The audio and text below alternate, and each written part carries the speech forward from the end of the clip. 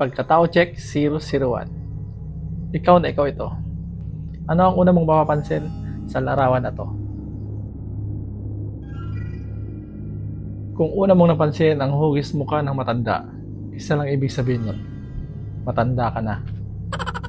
Outgoing person ka na. Ibig sabihin nun, paalis ka na. Hindi na pabango ang laman ng bag mo, kundi mga painkiller, efficacent oil. Mas madami na rin ang reklamo kaysa trabaho. Kung ang una mong napansin ay ang punong kahoy na wala ng dahon, ibig sabihin, resilient ka, matatag.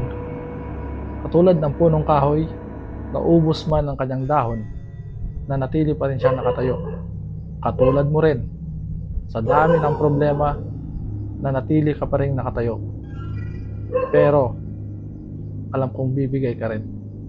Kaya, huwag mo na paglaban yan. Ibigay mo na. Kung una mo naman napansin, ang mga tupa ay mataas ang vision mo. Meron kang pagka-chef instinct. Kasi, na-imagine mo agad kung anong klaseng luto ang gagawin mo. Pwedeng kaldereta, adobo, o pinapaitan. Kaya, magaling ka. Magaling ka. Kung napansin mo naman ang dalawang bahay sa likod, ikaw ay isang adventurous sa buhay. Mahilig kang mangapit bahay. Oo.